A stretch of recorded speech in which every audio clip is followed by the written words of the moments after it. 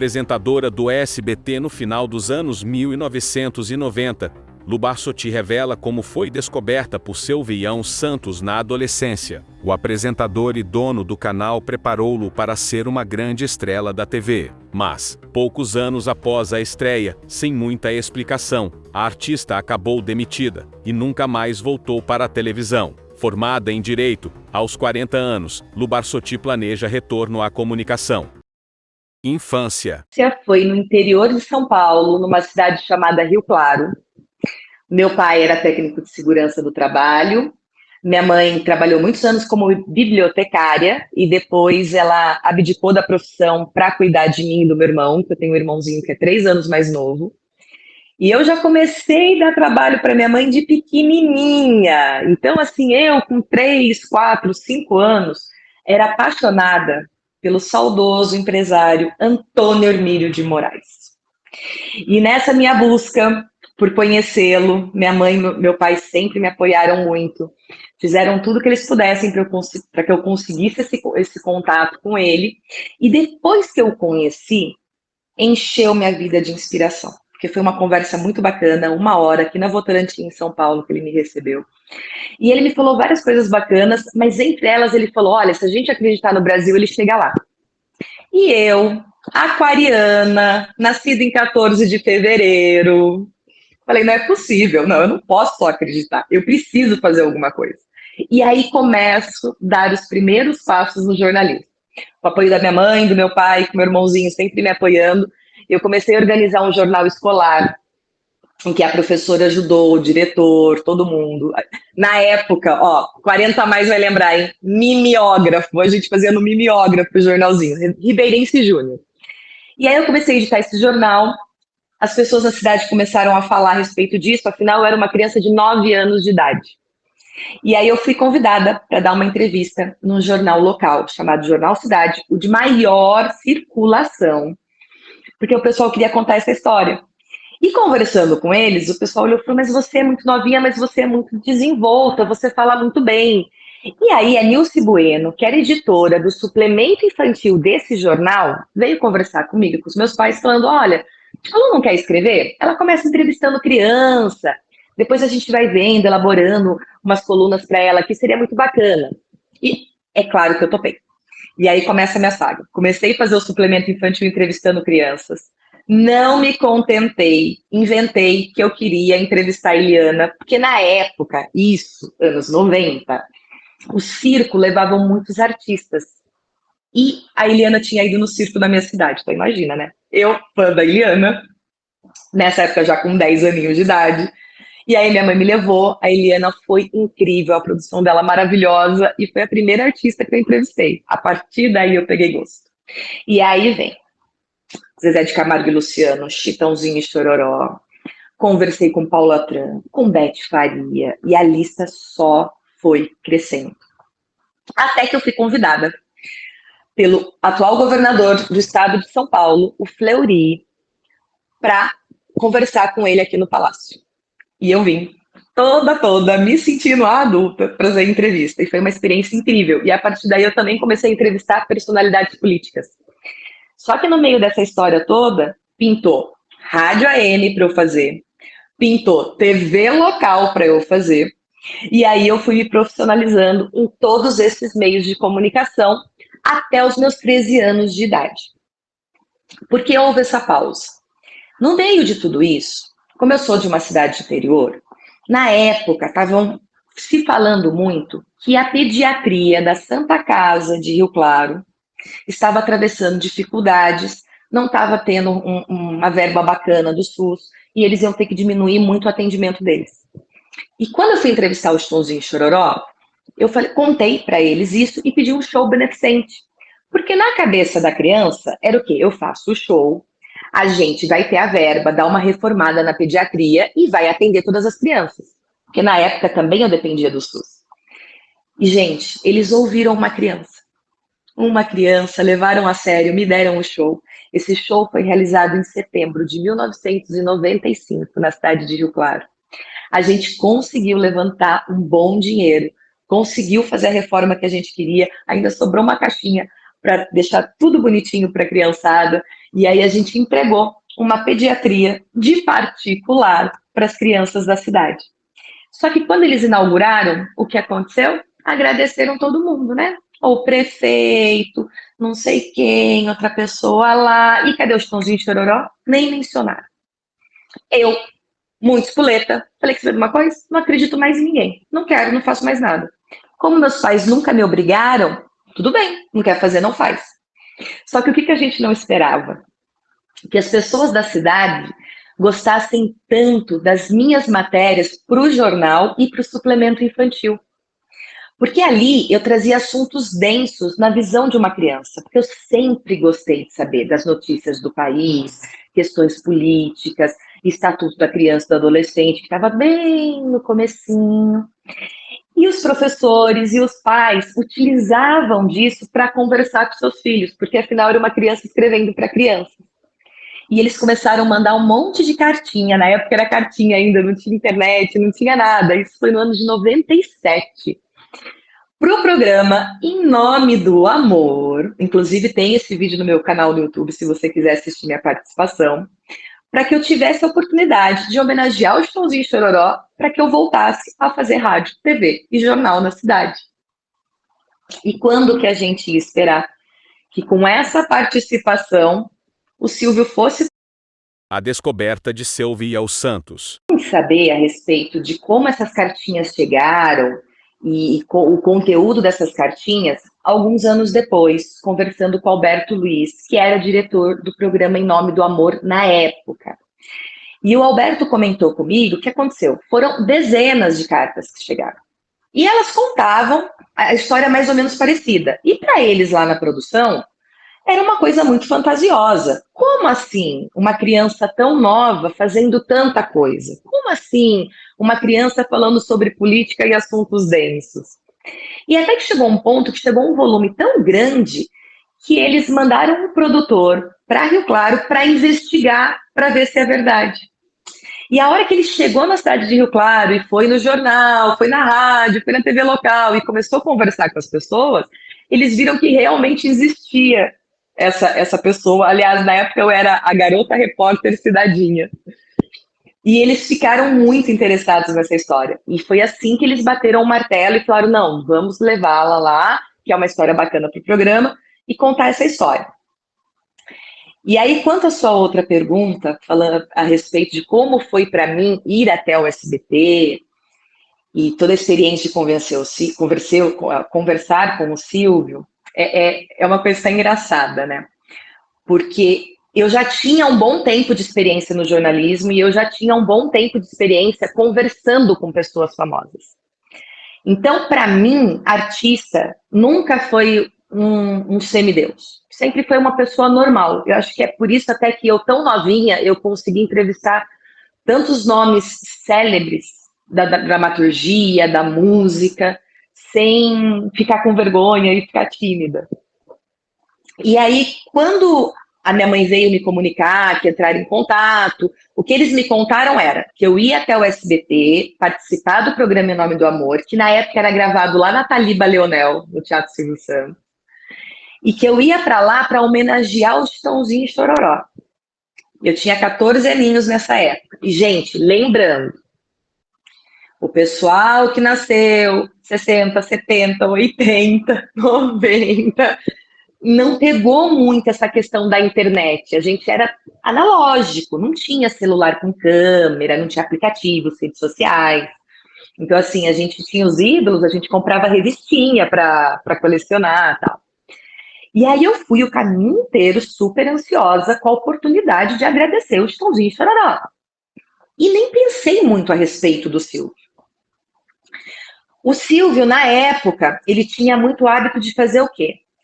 Antes de entrar, qualquer pessoa, qualquer convidado, antes de entrar para gravar com ele, ele se apresentava para ter aquele choque inicial nos bastidores. E aí me levaram até ele veio me conhecer. E assim, para mim, não era o grande mestre Silvio Santos. Legal, era o Silvio Santos. E conversei com ele normal. E eu acho que foi isso que despertou um pouco a curiosidade dele a meu respeito. Porque eu tratei ele como pessoa normal, não fiquei deslumbrada, e o Silvio. Então, assim, foi uma conversa super legal, tinha uma admiração, eu sabia quem era, tinha noção de quem era o Silvio Santos, mas a minha preocupação era, cadê o Chitãozinho e Chororó? E aí a gente vai para a gravação. Durante a gravação do programa, até quem for olhar no meu canal no YouTube, vai perceber o quê? Que o Silvio, ele abre o quadro falando que ele tinha acabado de conhecer uma menina, que era muito desembaraçada, muito desenvolta, e que se ela tivesse paciência, ela ia ser uma grande estrela de TV. E aí ele me chama. A conversa com ele é muito parecida com essa conversa que eu estou tendo com vocês agora, porque ele começou a me entrevistar querendo saber, então você faz jornal? Então você faz rádio? Então você faz TV? E aí a gente ficou, acho que em torno de uns 15 minutos, ele me entrevistando, curioso, até que chega o momento que ele falou, olha, Chitãozinho e Chororó, e aí eu fui lá e chorei, fiquei feliz, e a gente encerrou a gravação. E quando encerrou essa gravação, eu fui desesperada, querendo falar com Chitãozinho e Chororó, com mais calma. E aí foi onde o diretor me chamou, junto com a minha mãe, que estava me acompanhando, e ele falou, olha, o Silvio veio conversar comigo, que ele quer contratá-lo. Eu estou vindo conversar com vocês, para vocês pensarem a respeito, mas assim, eu não quero que vocês criem muita expectativa, porque pode ser só uma coisa de momento. Mas se não for, estejam preparados, conversem entre vocês, né? E tudo bem, essa gravação foi numa sexta-feira. Na segunda-feira, eles entraram em contato de novo com os meus pais, falando, realmente não foi coisa de momento, o Silvio quer contratá-la. E aí já, meus pais tinham conversado comigo, eu queria, porque é aquela coisa, né? A gente está no interior e vamos lá, sim senhor, para tudo, né? Vamos experimentar. E aí na mesma semana eu já vim para São Paulo e assinei contrato. Contrato com o SBT. Já estava numa fase de estreia da Central Anhanguera. Então, eu comecei a trabalhar no SBT já na Central Anhanguera, não era no teatro. Mas a primeira vez que eu fui foi para assinar o contrato, não conversei com o Silvio. Na época, o Eduardo Lafon, ele era diretor artístico da emissora, eu conheci ele me recebeu super bem e ninguém sabia de nada.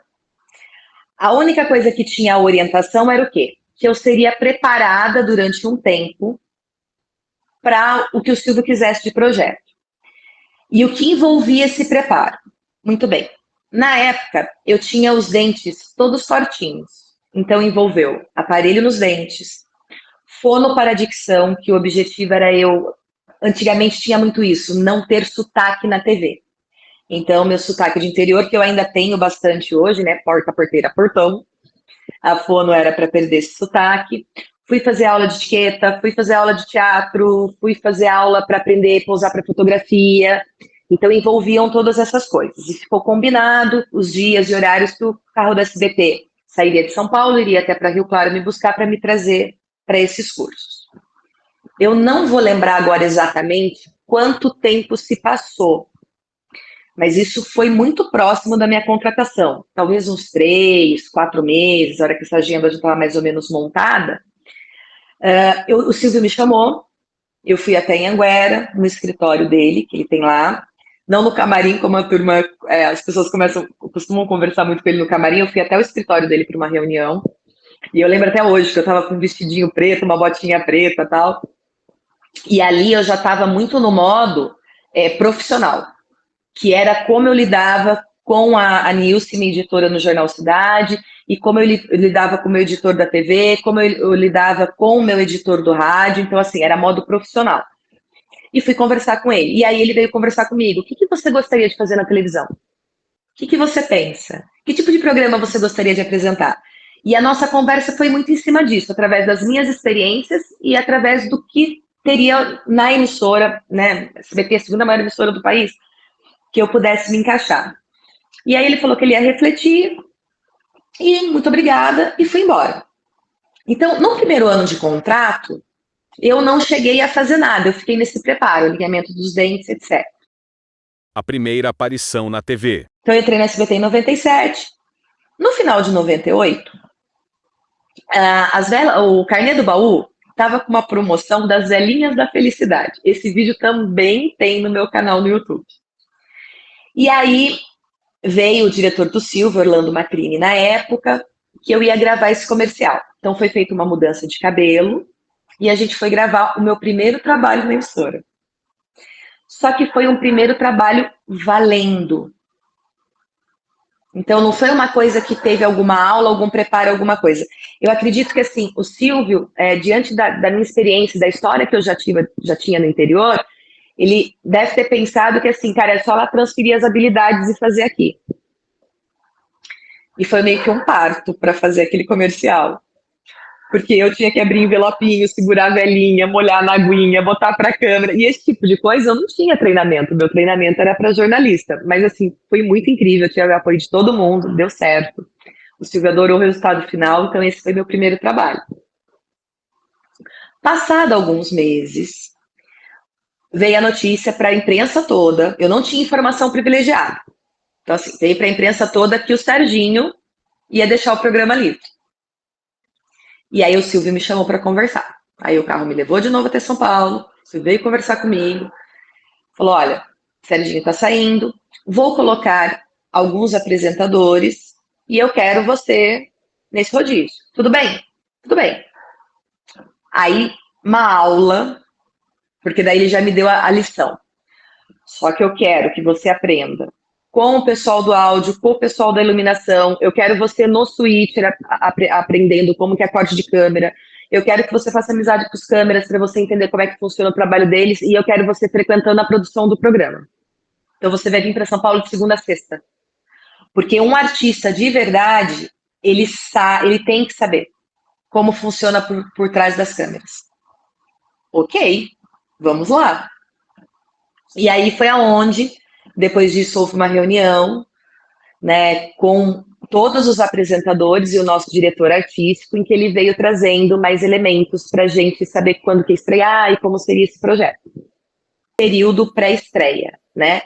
Na verdade, foi um período de 2 semanas antes da estreia no Programa Livre, porque, afinal de contas, Ney Gonçalves Dias, Cristina Rocha, Otávio Mesquita, Márcia Goldsmith, que eram grandes estrelas da casa, já estavam mais do que preparados para esse momento. E, de novo, o Silvio acreditava muito no meu potencial. Então, a gente passou a ter um contato maior, porque daí eu passei a frequentar o Salão do Jaça, que era onde eu acabava encontrando muito com o Silvio lá, e ele sempre me orientando, sempre me guiando, sempre me ensinando, mas foi um período de 15 dias. Onde foi a minha experiência com a produção? Bom, nesse intervalo de 15 dias, foi montada uma nova produção, porque o Serginho foi com toda a equipe dele para a Globo. A gente nem tinha um diretor ainda definido, mas eu já comecei a frequentar a sala de produção. E o que eu acho que facilitou muito é que nessa época eu já estava com 16 anos, né? E o fato de eu ser a mascotinha, né, a Foquinha, então assim, todos os produtores me abraçaram. Então ficou muito fácil ter amizade com eles. Eu sentava do lado, eu ficava quietinha, prestando atenção, porque eu já tinha essa experiência de frequentar a redação de jornal, então eu ficava olhando tudo. E quando foi a estreia, o meu dia de apresentação era na quarta. Então, segunda-feira estreou o primeiro Ney, eu acompanhei tudo. Fiquei um pouco no switcher. Antes de chegar à plateia ou qualquer coisa, eu já estava no estúdio, me apresentei para a técnica, me apresentei para todo mundo, já comecei a andar de um lado para o outro, conhecendo, aprendendo o que era um ponto eletrônico, aprendendo o que era um teleprompter, aprendendo as dálias, né? Então, assim, vendo todo o bastidor, como é que funcionava, acompanhei a chegada dos jovens, como que eles organizavam todo mundo no cenário. Então, assim, eu segui à risca. Nesse ponto, assim, eu sempre fui muito disciplinada. Então, eu segui à risca. E aí, quando chegou na quarta-feira da minha estreia, eu já estava super ambientada. Tanto é que, antes da estreia do programa, eu cheguei bem mais cedo, já me arrumei, fiquei prontinha e fui para o estúdio. Então, quando o pessoal começou a entrar, os estudantes começaram a entrar, eu já estava lá. E aí eu fui acompanhando a organização, não sei o quê, já peguei o microfone, já me apresentei para eles, porque afinal, em rede nacional, eu não era ninguém. E aí a gente já começou a conversar, já começou a brincar. Então, quando entrou para o programa ao vivo, Eu tinha 16, a plateia tinha 16. Então isso me facilitou muito na minha estreia. A estreia como apresentadora. Foi em um programa ao vivo. O programa livre, ele não era gravado. Ele era ao vivo todos os dias, de segunda a sexta, a partir das 3 horas da tarde. Noção, né, do que era estar no SBT e estrear num programa ao vivo. Não, não tinha. Eu era muito ingênua. Mas eu tinha a dimensão da responsabilidade que era substituir Serginho Groisman. Porque eu acompanhava o Serginho desde a época da cultura. Antes, eu era muito pichuquinha, muito criancinha, mas eu já gostava. Então, eu sabia da importância do Serginho para os jovens. O que pesou para mim muito na minha estreia não foi apresentar o programa, não foi fazer um programa ao vivo, porque eu me sentia muito em casa e eu já tinha essa experiência. Então, assim, não tive preocupação. O que me deu muito frio na barriga foi: eu tenho 16 anos, eu tenho a idade da plateia, eu estou há anos-luz de Serginho Groisman, ou até dos meus colegas apresentadores. Como que eu me apresento? Eu chego me colocando como a apresentadora? Não, vai soar estranho. Então eu ficava pensando se fosse eu no lugar da plateia me recebendo. E aí até que eu cheguei à conclusão do que eu não vou ser a apresentadora, porque eu ainda não sou a apresentadora. Então eu vou ser a adolescente de 16 anos, junto com outros adolescentes de 16 anos, fazendo o programa até eu encontrar a minha linguagem dentro desse programa. E eu lembro que na época eu fui procurada de entrevista para muitos veículos gigantes, tanto de revista quanto de jornal. E me perguntaram exatamente isso. Ai, como que você está ansiosa para a estreia? Como que é? E eu falei, cara, eu estou super animada porque a estreia vai ser uma bagunça. Olha a ingenuidade da pessoa. Porque não era bagunça no sentido de desorganização. Era bagunça no sentido de interação mesmo, de todo mundo curtir. E eu consegui isso. Na minha estreia eu tive um cantor internacional chamado Javier, que eu arrisquei no portunhol, e o meu grande presente, que foi Maurício Manieri, que foi de um cuidado, de um carinho, que ele tornou muito possível isso, sabe? De eu ter bastante segurança para interagir com o músico e com a plateia. E eu fui, assim, muito abençoada dos jovens que estavam lá, porque eles me ajudaram, a gente apresentou o programa junto e deu super certo. A repercussão após o primeiro programa. A gente não tinha ainda rede social, estavam começando a nascer os primeiros portais de notícia. O feedback não era instantâneo que nem é hoje, né? Hoje os apresentadores estão ao vivo com o celular do lado. O feedback a gente tinha num primeiro momento através da medida de Ibope, porque sempre tem uma televisãozinha com Ibope nos bastidores, na coxia do estúdio, que a gente dá umas escapadinhas para dar uma olhadinha, ver como está sendo essa resposta. Era o máximo que a gente tinha para saber se está indo legal. E depois as matérias acabavam saindo com alguns dias, ou até na semana seguinte, em veículos como revista, como jornais, que eram a comunicação.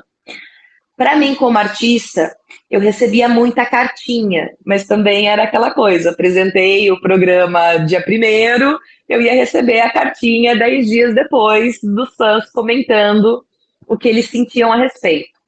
Como que eu buscava trabalhar muito isso? Primeiro, eu tenho que ser muito agradecida, de novo ao Silvio, porque toda semana eu recebia feedback dele. Inclusive, a orientação era, terminava o programa, eu já tinha uma fita do programa na minha mão para eu ir para casa. Gente, fita que eu tô falando, geração nova não vai lembrar, mas eram uns VHS. Procura na internet o VHS, né? Então, era no videocassete, aí eu já ia para casa com a fita, já assistia, já para ter autocrítica, autoanálise. Aí a gente tinha também da produção do programa, aí eu ia buscar também com os profissionais que trabalhavam comigo. E fora isso, eu era uma menina de 16 anos, então, escola, vamos conversar com os coleguinhas. Gente, e aí, o que vocês estão achando? O que vocês não estão? Quando que eu fui perceber que estava dando certo? Eu acho que eu fui a partir do terceiro, quarto programa, em que eu já não pude ficar dentro do estúdio esperando o pessoal entrar. Porque eles queriam vir até mim, tirar foto, pedir autógrafo. Então eu tinha que ficar nos bastidores para eles organizarem os estudantes no cenário e para aí eu entrar para conversar com eles, porque senão eles não conseguiam colocar. E aí esse era um outro feedback, porque eu também entrava, acho que uns 40 minutos antes do programa ir ao ar, e aí eu sentava lá e ia conversando e querendo saber o que eu posso melhorar, o que eu não posso ser legal, o que não é legal, não sei o quê. Então, eram dessas ferramentas que eu utilizava. Se fosse hoje, eu acho que assim, eu ia ter o Instagram, né, e o Twitter e esse pessoal especializado, né, em comentar o que acontece em televisão. Eu acho que ia ser assim muito mais rápido, muito mais instantâneo, mas ia ser uma questão que é o que os influenciadores enfrentam hoje, da gente conseguir separar o que é um comentário para realmente querer agregar para você trabalhar, ou simplesmente a pessoa que está vindo descontar em você as frustrações dela. Então, assim, nesse ponto também eu sou muito grata de ter estreado numa época analógica, porque por ser uma menina de interior muito ingênua, eu não sei se eu teria estrutura emocional para lidar, porque foi um boom muito rápido. Recadinhos do Selviel Santos. Fazia meu cabelo no Jassa, então eu sempre, o horário que eu ia para o Jassa era o horário que ele estaria lá, porque na época, de novo, 97, 98, 99, começo dos anos 2000, o Silvio estava a pleno vapor com vários programas da emissora. Então, praticamente, no mínimo, umas 3 vezes na semana eu acabava encontrando com o Silvio no Jassa. E o Jassa também se tornou um amigão, assim, uma pessoa incrível. Então, era cara a cara. Agora, essa da Amanda eu tenho uma história parecida. Que era assim, até então, as minhas orientações passavam muito a respeito. Olha, o Jassa vai cortar seu cabelo de tal jeito que eu pensei. E, gente, estou disponível, corte o cabelo, né? Não tem problema. Mas era muito mais a respeito desses ensinamentos, dele querer perceber se eu estava indo bem na minha faculdade. Porque era muito o que ele queria muito isso para mim. Ele queria que eu fosse uma profissional completa de TV, aos moldes do que ele era, Chacrinha, Hebe Camargo e tantos outros nomes, né? Então, as nossas conversas vinham muito sobre isso. Mas tem uma história que teve uma vez que eu estava no SBT e eu estava passeando no corredor, porque eu fui expandindo o meu território. Aí eu já comecei a acompanhar a parte de figurino, parte da fábrica de teatro, do cenário. Então eu estava sempre ratinha em algum canto postando as coisas, né? E eu estava passando no corredor e o Silvio estava vindo no corredor. E aquele dia foi muito interessante, porque inclusive eu estava de pantufa. E eu estava com o vestido vermelho de pantufa andando no corredor, né? Porque eu já estava me sentindo em casa. E o Silvio, e aí tinham vários seguranças tal, só que assim, né? Os seguranças estavam lá de enfeite, porque o Silvio andava e ele ia conversando com todo mundo. Silvio, olha, eu estou para conhecer uma pessoa em tão alta conta na questão histórica do que é a televisão brasileira e ser tão humilde. Porque possível não tinha essa, não. Faxineira, era todo mundo, baita respeito. E aí ele me vê ao longe e me chama. Ah, Lu, tudo bem? Ai, oi Silvio, tudo bem? Isso aqui, vamos conversar até o estúdio, vamos. Tava reparando aqui o lance do braço gordinho. Olha, seu braço, você precisa dar uma afinadinha nesse braço, eu não sei o que você vai fazer. Eu tô vendo que se você realmente, você tá bem magrinha, né? O seu pescoço tá bonito e tal, mas esse seu braço na televisão não fica muito legal. E eu olhando pra cara dele, falei assim, tá, Silvio, mas olha, eu tenho 1,73 de altura, eu tô pesando 56 quilos, eu não tenho mais pra onde emagrecer. Ah, não, mas pense, de repente um exercício, um personal, não sei o que e tal. E eu fui conversando isso com ele, aí depois a gente chegou no estúdio, ele já ia gravar um piloto de um programa lá, ele já começou a me contar como que ele pensava, como que ele estava vendo, não sei o que, e a conversa foi para outro lado. Mas eu acho que o Silvio tem alguma questão com o braço, porque comigo foi a mesma coisa. Feedback do Selviel Santos. Sempre recebi dele, sempre foi extremamente positivo. E além do feedback, a audiência A audiência era excelente. Ou a gente, no meu dia, ou a gente estava empatando com a Globo, ou a gente estava ganhando da Globo. Então, durante o Programa Livre, graças a Deus, eu tive uma excelente aceitação por parte do público. E eu acredito que o segredo foi justamente esse. Eu não querer me colocar como uma apresentadora que está vindo aqui e me colocar como uma discípula de Serginho Groisman, tentando fazer o melhor possível junto com os meus colegas de trabalho, adolescentes ali. Então, funcionou essa composição, né? Aí, o que aconteceu? A gente ficou 6 meses no ar durante o Programa Livre, porque qual que era a ideia do Silvio? Ele queria fazer esse rodízio de apresentadores para ver quem teria mais a cara do programa, para deixar um só a partir do ano seguinte, dos anos 2000. Saída do Programa Livre. Eu não sei o que foi que aconteceu nos bastidores. Na época também, eu vou ser muito sincera, não me importei, porque eu estava ali para trabalhar. E aí foi onde o Silvio contratou a Babi e deu o Programa Livre para a Babi. A gente foi avisado em 1º de dezembro. Inclusive, dia 1º de dezembro de 99 foi meu último programa ao vivo. E foi muito difícil apresentar aquele programa para mim. Porque era quase que um luto, né? Eu sabia que eu ia sentir falta da minha produção, dos meus amigos, do pessoal da parte técnica, dos jovens e tal. Então, assim, para eu conseguir manter a compostura de apresentar o programa sem chorar, foi uma coisa assim que exigiu muito profissionalismo de mim. E a hora que terminou o programa, que eu falei o tchau, eu saí do estúdio chorando, ninguém conseguia me consolar, eu tive uma crise de choro gigante, que no final eu fui buscar consolo nos jovens do lado de fora do estúdio, porque eu não conseguia parar de chorar, ninguém conseguia me consolar, minha mãe não conseguia me consolar, e eu fui lá chorar com eles, e foi incrível, porque eles me acolheram muito, e eles que me acalmaram, porque eu tinha um outro programa para fazer em seguida, e foi onde a gente começou a fazer, eu tinha mais 3 gravados para fazer, para finalizar dezembro. E aí eu consegui seguir com isso. A convocação para o Fantasia. Não tinha fantasia, não tinha nada. Férias. Eu estava viajando e recebi uma ligação: Lu, venha para São Paulo, porque vai estrear o Fantasia e suspende férias, quero você aqui dia 1º de janeiro na emissora.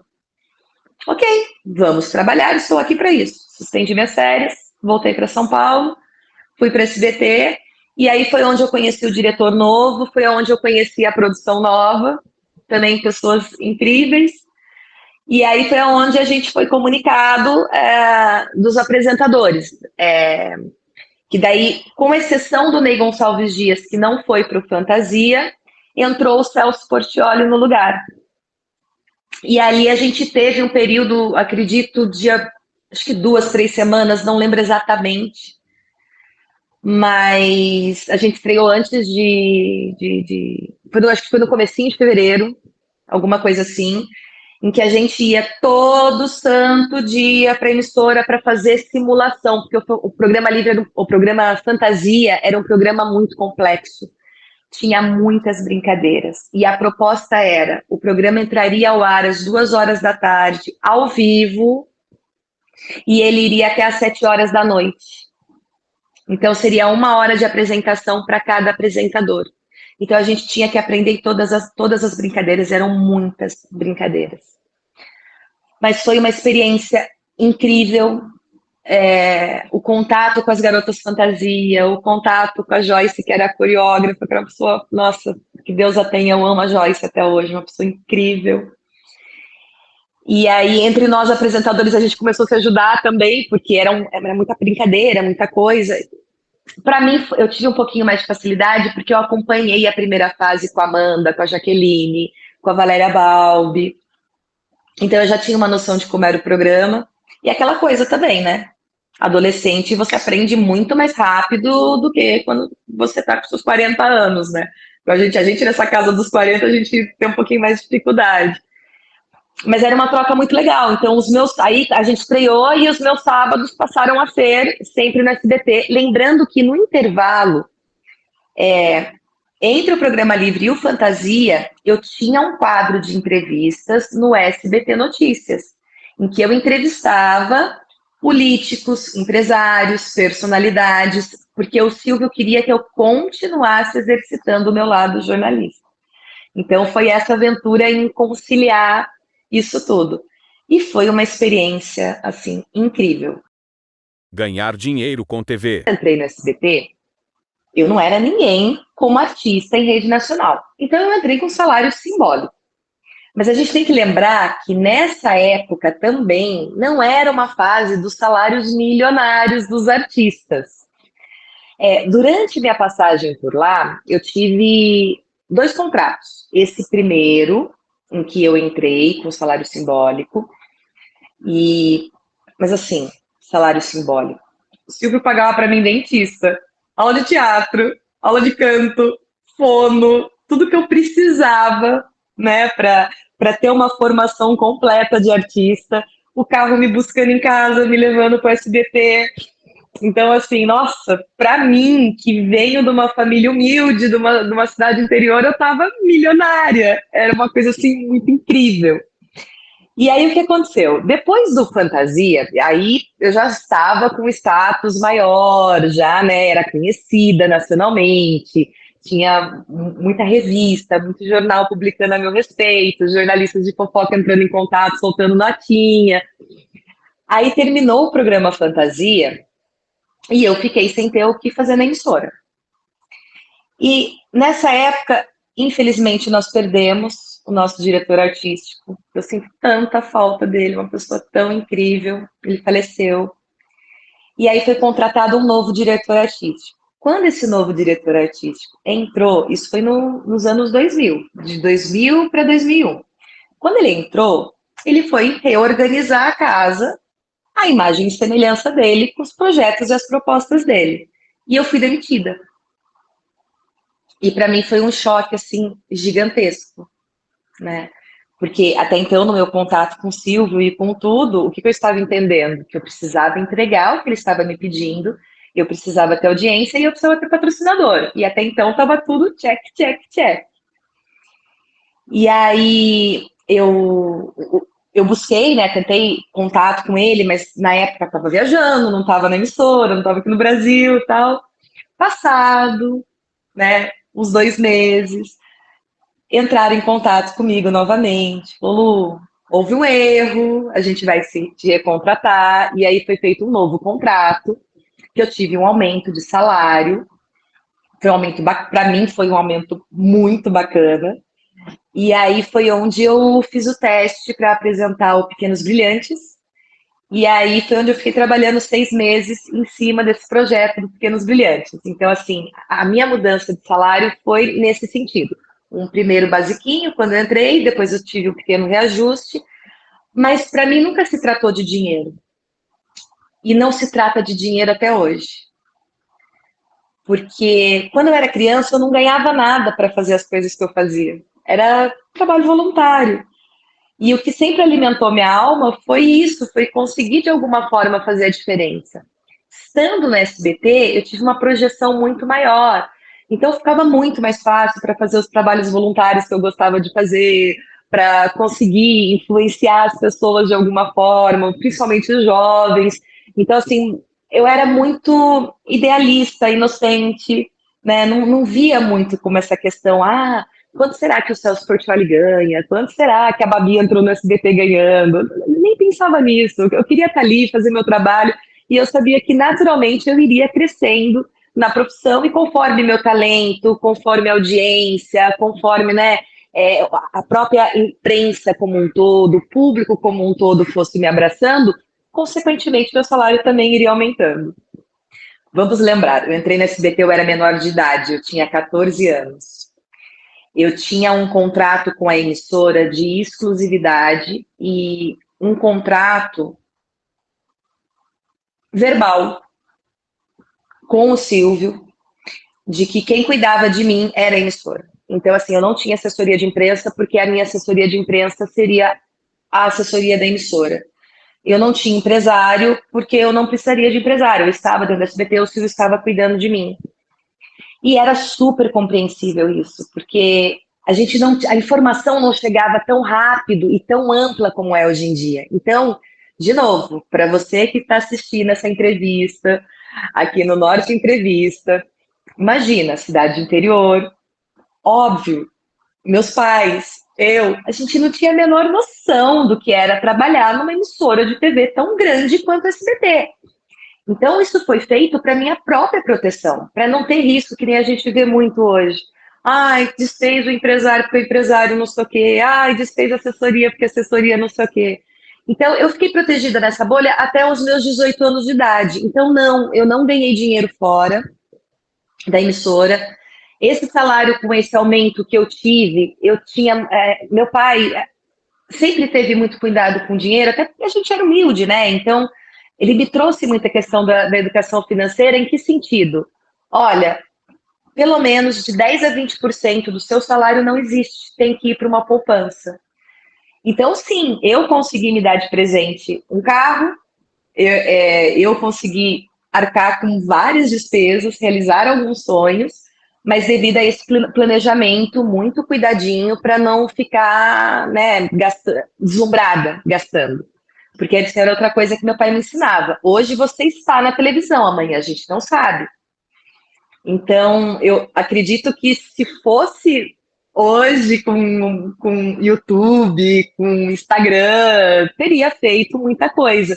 Mas eu era menor de idade, então como que eu ia fazer uma presença VIP? Como que, sabe, não tinha, não era, não tinha-se muito essa cabeça do que tem hoje. Diferente, lógico, para os artistas adultos, né? Porque daí eles têm um empresário ou agente que vai fechar comercial, algumas parcerias, que isso sempre se fez. Mas no meu caso, devido à minha idade e o cuidado que o Silvio teve comigo, eu fiquei realmente restrita aos trabalhos dentro do SBT, com as coisas do SBT. O que eu ganhava um extra era assim, que nem, por exemplo, na época do Programa Livre, eu fazia a propaganda do chocolate, então, cada inserção do chocolate, eu ganhava um dinheirinho. Então, assim, dessa forma eu acabava ganhando um extra, que também ia tudo para minha poupancinha, para o planejamento do futuro. O fim do Fantasia. Eu não lembro se foi 6 ou 8 meses que a gente ficou no ar. E ao longo desse tempo foi modificando, né? O tempo que os apresentadores ficavam, muito de acordo com a disponibilidade, mas também com a questão da resposta do público. Então, uma curiosidade interessante, eu tenho até em casa os ibopes, eu guardo tudo isso, eu tenho do Programa Livre, eu tenho do Fantasia, eu tenho os roteiros, eu tenho tudo guardadinho. Que o meu público, a audiência, era infanto-juvenil. Então, no início, era 1 hora cada apresentador. Chegou um ponto que ficava o Celso Portiolli na abertura, no encerramento, eu ficava no meio do programa durante 2 horas ao vivo, e aí o restante do horário havia um rodízio entre os outros apresentadores. E o meu público era uma coisa de doido, porque era muito legal. E assim, o tempo que eu estava no ar também, repetindo o que era o Programa Livre, ou a gente estava ganhando da Globo, ou a gente estava empatado com a Globo, dava muita audiência. Inclusive, foi nessa época também que foi lançado pelo SBT na nossa frente, Só Você, que foi uma campanha muito legal, porque a nossa média na emissora do nosso time, incrível, a gente estava ou empatado com a Globo, ou a gente estava ganhando da Globo em todos os horários. Por que terminou Fantasia? Não sei. Não foi por causa de audiência, não foi por causa de faturamento, não sei. Aí são coisas que a cabeça do Silvio Santos, né? A gente não consegue explicar muito. Do mesmo jeito que ele bateu o olho em mim, uma adolescente do interior, e falou: você vai ser apresentadora, ele também administra os formatos, os programas que a gente não consegue muito entender. Como A demissão. eu estava fazendo Pequenos Brilhantes, a gente já tinha divulgado a estreia, e aí 6 meses de trabalho em frente de programa, porque os Pequenos Brilhantes não seriam ao vivo, por conta das crianças, né? E aí veio uma notícia de que ia suspender o projeto e que ele iria estrear mais para frente. E até aí, tudo bem. Só que nessa época eu já tinha feito 18 anos, eu não era mais a Lu adolescente, então assim, os meus contatos possíveis também se tornaram menos frequentes, né? E aí, no ano de 2002, todo ano o Silvio me mandava um presente de aniversário. E esse ano ele estava viajando, ele mandou o motorista particular dele até Rio Claro para me entregar o meu presente de aniversário, com um cartãozinho super fofo, escrito por ele e tal. E, e foi até um relógio da Calvin Klein. Nossa, eu usei aquele relógio até sobrar só realmente aonde ficam os ponteirinhos, porque a pulseira foi embora, né, de tanto que eu gostava. E eu faço aniversário em 14 de fevereiro, então eu recebi esse relógio dia 14 de fevereiro. Dia 17 de fevereiro eu fui chamada até o SBT, onde eu fui informada que os meus serviços não eram mais necessários e eu estava sendo desligada da emissora. E para mim deu um nó na cabeça, né? Porque eu falei, peraí, não foi que a assessoria de imprensa me mandou meu presente de aniversário, não foi que foi um produtor ou alguma coisa que fez essa intermediação. Foi o próprio motorista do Silvio, na época era o Palito, que foi até em casa me levar esse presente. Como assim? O Silvio não está aqui. O que mudou? De onde veio? E aí na minha cabeça passou muito essa questão, foi que nem quando trocou o diretor artístico, deve ser alguma coisa interna, tal, o Silvio voltando, eu volto a trabalhar, tranquilo. E fui no Jassa, conversei com o Jassa, contei o que havia acontecido, o Jassa também estranhou, falou, Lu, tá muito estranho. Inclusive eu tinha ouvido aqui do Silvio alguns projetos que teriam para você, não tá casando, vamos esperar ele voltar. E nos anos 2000 ele já estava fazendo viagens mais prolongadas de férias, né? Que ele ia retornar para a emissora em março, abril. Então a gente ficou nessa expectativa. E aí o Silvio retornou, ninguém me chamou. Eu tentei contato dentro da emissora com alguns diretores, tal. Ninguém sabia de nada. E aí eu já comecei a perceber que o tratamento já não era mais o mesmo. E aí eu fui um dia no Jassa e conversei com ele. Falei, Jassa, eu acho que realmente acabou. Mas independente de ter acabado, não ter acabado, eu preciso conversar com o Silvio uma última vez, porque eu preciso agradecer para ele a oportunidade. Porque estar no SBT não mudou só em relação à minha experiência profissional. Estar no SBT me abriu um novo mundo. Eu conheci uma megalópole como São Paulo. Eu conheci muitas pessoas. Eu amadureci muito. O meu sonho de adolescente era ser editora-chefe no meu jornal local. E aí, de repente, me abriu um mundo que eu podia trabalhar aqui em São Paulo, com rádio, com TV, com o que eu quisesse. Então, eu precisava, pelo menos, agradecer. E no meio dessa história, eu fui informada que estava rolando na Rádio Peão, dentro da emissora, de que eu havia pedido demissão porque eu não era valorizada. E é onde as pessoas se embasaram para fazer essa fofoca? No salário. Porque nessa época dos anos 2000, a gente já estava na fase dos salários milionários. E aí eu fui de novo no Jassa, falando, Jassa, olha, eu fiquei sabendo que está acontecendo isso, eu preciso falar com o Silvio. Aí eu já só, olha, vou organizar, quando ele vier para cá, eu te aviso e você vem, tá bom? Tá bom. E assim foi feito. O Jassa foi uma pessoa incrível. Cheguei lá no Jassa, fiquei esperando, o Silvio chegou, aí eu fui conversar com ele, e aí, para minha surpresa, ele olhou para mim, oi, quem é você? Aí eu falei, Silvio, eu sou do Barsote, tal. Lembra de mim? A gente sempre conversava. Sim, acho que eu tô me lembrando. Você não tá mais no SBT, né? Falei, então, Silvio, eu não sei o que foi que aconteceu. Deixa eu te falar uma coisa, vai para outra emissora que eu te trago de volta. E me deu as costas e eu andando. De novo, eu tinha 19 anos de idade, mas assim, a maturidade de uma. Comparado com os dias de hoje, tá, gente? Os dias que a criançada, com os adolescentes de hoje. Com a maturidade de um adolescente de 16, aquilo me matou.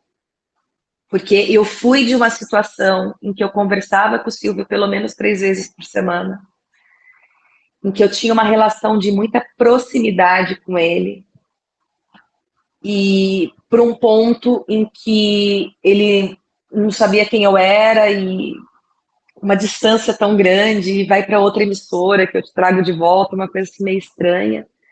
E aquele dia a esposa do Jasta que me acolheu, porque eu fiquei travada. O Silvio passou por mim, eu não me mexi. Eu fiquei travada no mesmo ponto que eu estava, eu não conseguia me mexer. As lágrimas só escorriam no rosto. E aí a esposa do Jasta veio, me acolheu, me levou para um cantinho particular lá deles no salão, me deu um chazinho, me acalmou. E aí o Silvio conversou com o Jasta, fez o que tinha que fazer, foi embora. E aí o Jasta veio conversar, dizendo que ele havia conversado com o Silvio e que a fofoca tinha chego nele e que ele estava extremamente magoado, porque ele investiu, realmente, eu não tinha um salário milionário, mas eu tinha ele como professor, ele investiu em mim com aparelho dente, com aula de canto, com aula de dança, com fono, com teatro, com tudo, como se eu fosse uma das filhas dele, até aula de etiqueta, uma das maiores professoras do Brasil, a Madame Cristine Ufon, que foi inclusive a professora das filhas dele, ele me proporcionou. E aí ficou-se uma situação de que a gente não sabia de onde tinha vindo, muito provavelmente de alguma pessoa de alto escalão. E aí foi aonde o Jassa me ajudou a entender que entre a minha palavra e entre a palavra de alguém que está trabalhando com o Silvio há muitos anos, sabendo como a gente sabe que é o meio artístico, ele ficou com o coração partido, ele ficou chateado, se sentiu traído e ele acreditou em alguém não sei se da diretoria, quem é que foi. E ficou uma coisa muito mal resolvida. E aí, depois disso, bom, então agora qual que era a minha meta? Ah, ele falou que se eu for para outra emissora, ele me traz de volta, então agora eu vou para outra emissora.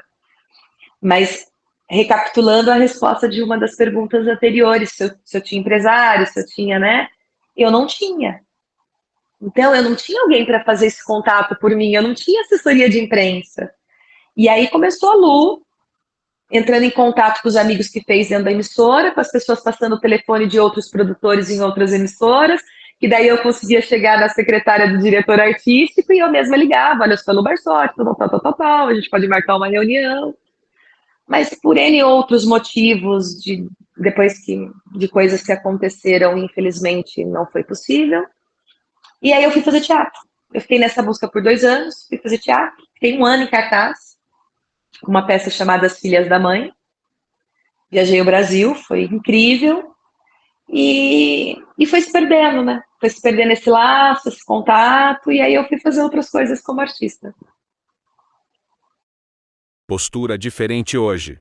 Alguns meses depois, eu fiquei sabendo o que ocasionou essa resposta dentro. Não foi todo mundo, mas realmente teve dedo de pessoa muito poderosa da emissora. Eu entendi o que foi que aconteceu. Eu prefiro não entrar nessa entrevista, eu não vou entrar nos detalhes, mas eu já cheguei da entrevista comentando mais ou menos por cima do que foi. E eu nunca pedi aumento. Eu nunca reclamei de nada. Eu sempre fui extremamente grata. Tanto é que até hoje, quando eu vou para a emissora, porque eles sempre de tempos em tempos me chamam para participar de algum programa, sempre que eu vou para a emissora, eu faço um tour lá dentro, porque eu reencontro os meus seguranças do estúdio daquela época, as minhas camareiras, os produtores, gerentes de produção, pessoas assim que estão lá ainda e que realmente a gente criou um laço muito bacana, porque graças a Deus, uma coisa a minha família me deu muito, que foi a estrutura para ficar pé no chão, para não me deslumbrar. E a gente sempre pensa nisso, né? Se eu tivesse a maturidade que eu tenho hoje, exatamente naquele instante, eu teria tido uma conduta completamente diferente, eu teria ido. Aliás, eu vi uma entrevista da Eliana contando, que a Eliana foi mandada embora também, como ela abordou o Silvio e como ela reverteu a situação, né? Eu teria uma conduta muito parecida com a Eliana, que eu ia falar, não, vamos conversar, você sabe quem eu sou. O que foi que está acontecendo? Porque o que eu ouvi foi isso não é verdade, e eu teria tido uma outra conversa. Felizmente, eu já tive a oportunidade de participar de vários programas do SBT e todos eles eu utilizei para mandar recado para o Silvio, porque o mais importante para mim até hoje dessa história toda é que ele saiba que eu sou eternamente grata. O que ele me ofereceu não tem dinheiro que pague, não tem contrato de 1, 2, 3, 4, 10 milhões. Não tem. Porque eu sou uma das poucas pessoas que pode falar que teve ele como mestre. Porque muitas pessoas podem falar que o Silvio botou o dedinho ali e contratou para ser atriz, ator, apresentador. Mas poucas pessoas podem falar, eu convivi com ele, ele me ensinou, ele me dirigiu, ele me deu aulas, ele foi realmente o meu mentor. Então, e gente, que preço tem? Não tem como colocar preço. Então eu já tive essa oportunidade, pelo menos através da TV, inclusive quando eu tive no programa com a Patrícia Bravanel, no programa Silvio Santos, ela me deu espaço para também eu falar com o Silvio, e a gente sabe que o Silvio assiste o programa com a Patrícia, né? Ele é o grande mentor dela, das filhas. E eu sei que ele sabe. Eu sei que ele sabe da minha gratidão, o tempo passou, é outra época, são outras coisas, a água já flui embaixo da ponte, tudo certo. Eu era muito ingênua, eu não sabia e não tinha conhecimento da necessidade de você fazer esse networking nos bastidores. Eu fazia naturalmente porque eu passava, né, por todas as produções, tinha amizade com todo mundo, mas não no sentido de realmente o networking. Por que não rolou com outras emissoras? Eu fui entender isso anos depois. Porque uma coisa é um agente, um empresário, ele entrar em contato, marcar reunião, e outra coisa é você, como artista, tá ali batendo na porta, né? E outra coisa que eu fui aprender anos depois. Existem várias emissoras de TV, mas o meio artístico é um só, né? Então, quando existe algum problema com um determinado diretor ou alguma coisa, a chance de você ter portas fechadas em outras emissoras é muito alta, principalmente quando você não tem um assessor, um agente que tenha o trânsito nessas emissoras, para chegar e falar assim, gente, deixa eu contar o que foi que realmente aconteceu, tal, e reverter o jogo. Mas na época eu não entendia isso, a única coisa que eu pensava era por quê? Eu dava audiência, eu era uma pessoa querida nos bastidores, tinha a questão dos patrocinadores, eu seguia a risca tudo que era me pedido, eu me dediquei de corpo e alma. Por quê? Depressão após a fama. Eu ia experimentar um boom de fama em que eu não conseguia andar sozinha na rua, eu não conseguia ir para um restaurante, eu não conseguia ir para o shopping, porque eu ficava ali tirando foto e dando autógrafo. E para mim era maravilhoso. Então eu cheguei a experimentar essa fama. Por que não chamou a atenção de outras emissoras? Por que não quiseram apostar? E isso me levou a ter uma depressão muito grande. E aí eu precisei de auxílio psiquiátrico, de auxílio psicológico. Aliás, eu deixo aqui um testemunho para você que está assistindo, que se sente mal, que se sente triste, que avisa que a vida está cinza, que você olha e fala, cara, acabou tudo, quero para o mundo que eu quero descer. Procure ajuda. Não é demérito, não é vergonha você marcar uma consulta com um psiquiatra, que você marcar uma consulta com um terapeuta. Gente, isso é tão bom, sabe? Ajuda a gente a se conhecer. Você pedir ajuda. Isso é muito importante. Não é vergonha. E para você que está observando algum amigo, alguém na sua família, esteja aberto para escuta, que isso é o mais difícil. Deixe com que a pessoa fale, não dá palpite, não tenta dar conselho, mas deixa ela se abrir e deixa ela perceber que em você ela tem um porto seguro para ela vir desabafar. Porque a hora que ela se sentir confortável, ela vai chegar para você e falar, eu tô mal, preciso de ajuda. Porque foi mais ou menos esse caminho que eu tive. Eu não fui direto procurar um psiquiatra, um psicólogo, eu nem sabia, a gente não tinha essa informação no começo dos anos 2000. Na época a gente achava que era médico para louco, um preconceito danado, mas eu tive na minha vida pessoas que foram meu porto seguro, que me ouviam muito pacientemente. E aí, até que eu cheguei a um ponto, eu falei, eu não aguento mais, eu preciso de ajuda. E essas pessoas me ajudaram. Mas graças a Deus eu superei. A superação e o recomeço fora da TV. No período que eu estava no SBT, eu não morei em São Paulo. Eu ia e voltava de Rio Claro todo dia. Mas com 19 anos eu encontrei o meu marido, e eu fazia acho que uns 6 meses que eu tinha sido demitida do SBT, uns 8 meses. Meu marido é de Rio Claro também. Ele veio primeiro para São Paulo e eu vim em seguida. Então eu casei muito novinha e já comecei inclusive meu período de depressão, tudo foi passado, tudo aqui. E foi uma fase que realmente para mim foi muito doída, porque lembrando a minha história, ela começou com 9 anos de idade na comunicação. Então não era Lu Barsotti SBT, era Lu Barsotti Garota Repórter. A minha identidade é o jornalismo, é a comunicação. E agora o que eu vou fazer? Para onde eu vou?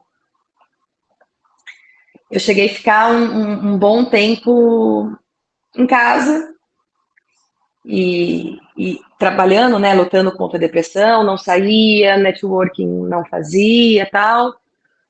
Mas aí, com o tratamento, com as coisas, a gente tira aquele óculosinho cinza, aquela lentezinha e já começa a olhar. E eu falei, não, acabou o SBT, mas a Lu Barsotti, jornalista, apresentadora, radialista, não, isso é a minha identidade. E aí eu fui trabalhar com outras coisas, como eu falei. Eu fui trabalhar com teatro, depois eu fui trabalhar com TV web. Nessa época já estavam começando a aparecer as redes sociais, os primeiros rascunhos de TV de internet, YouTube. Então eu fui começar a trabalhar com TV web, eu fui começar a trabalhar com rádio web. E aí eu continuei nessa minha carreira no mesmo esquema quando eu estava em Rio Claro. Então, não foi um choque, nacionalmente eu sou conhecida e agora ninguém mais me lembra na rua. Isso para mim não foi o choque. O choque foi, comecei a exercer minha profissão como jornalista aos 9 anos de idade e aos 19 não tenho mais. Como que eu volto para isso? Era isso, nunca se tratou de fama, de pessoas, isso sempre foi alguma consequência. Quando eu estava em Rio Claro, as pessoas me conheciam lá, eu era super feliz. Como que eu faço isso agora em São Paulo? Mas eu sempre mantive a esperança, até 2011, gente, eu vou conseguir falar com o Silvio, eu vou conseguir encontrar com o Silvio, eu vou conseguir reverter, não é possível, porque eu falava, não dá. Essa foi uma saída muito torta, de deixar magoada uma pessoa tão importante. E aquela esperança, né, cara, eu quero voltar para o SBT, minha casa. Então eu continuei fazendo esses trabalhos. No meio desse caminho, caí em várias furadas de empresários, de assessores. Até que chegou 2011, eu falei, bom, quero ter filho. Não dava mais para brincar disso. Quero ter filho, eu preciso ter uma profissão mais estável. E foi onde eu fui cursar Direito. E eu mudei de profissão. E aí eu comecei uma nova carreira numa outra área, mas deixando bem claro, não por amor, não porque me fazia feliz, não porque me completava, simplesmente porque eu queria ter uma profissão que eu ganhasse dinheiro, porque eu queria ser mãe. E aí foi assim que se deu. Foram de 2002 até 2011, foram 9 longos anos de sofrimento, de não conseguir entender o que foi que aconteceu e fazendo vários outros projetos menores, mas trabalhando com comunicação. Lu Barsotti, advogada. E eu tenho outra coisa, eu me dou estrelinha, esse é um negócio que eu tenho muito orgulho, porque eu passei na prova da OAB no 9º semestre, com uma nota de 9,1 de 10, e eu tenho muito orgulho disso, porque a prova da OAB é um desafio gigantesco, às vezes as pessoas tem algumas tentativas, porque é uma malha fina mesmo.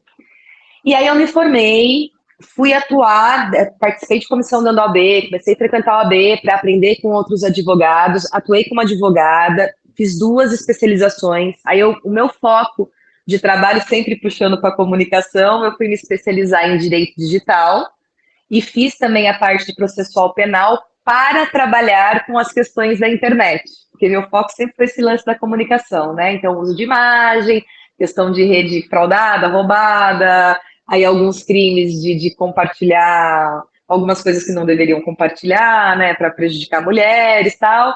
E aí eu comecei a atuar muito nessa área. Na advocacia em si, processual, eu não me encontrei.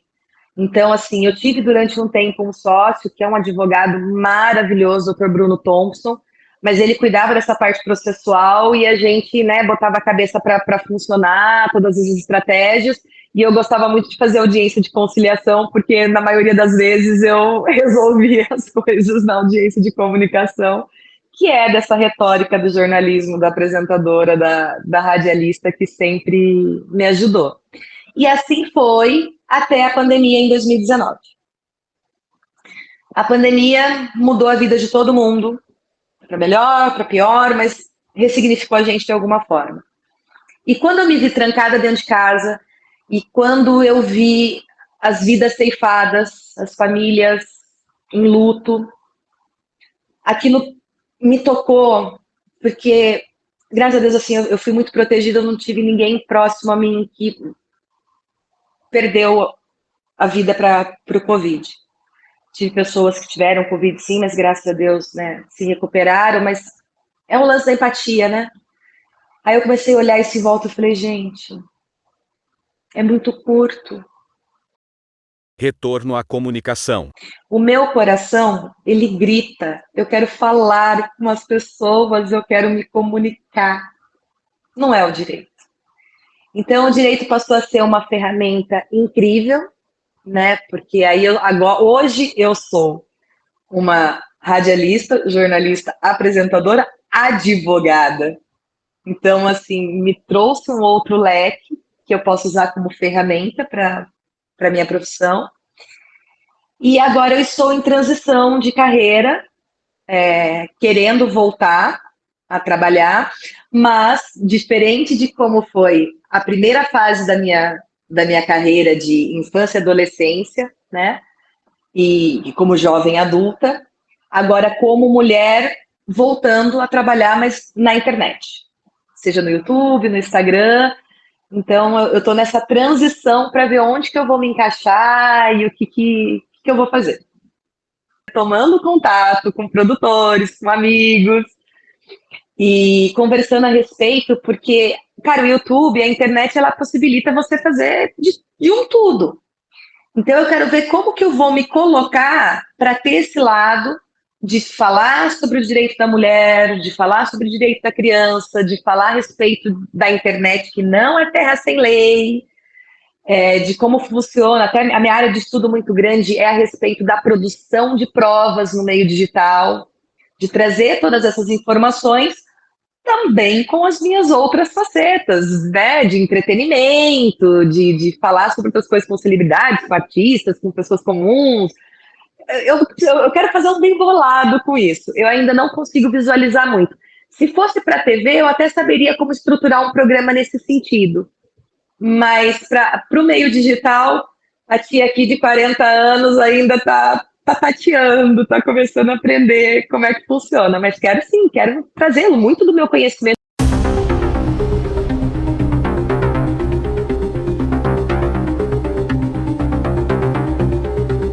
Acesse o portalnorte.com.br e confira a matéria completa.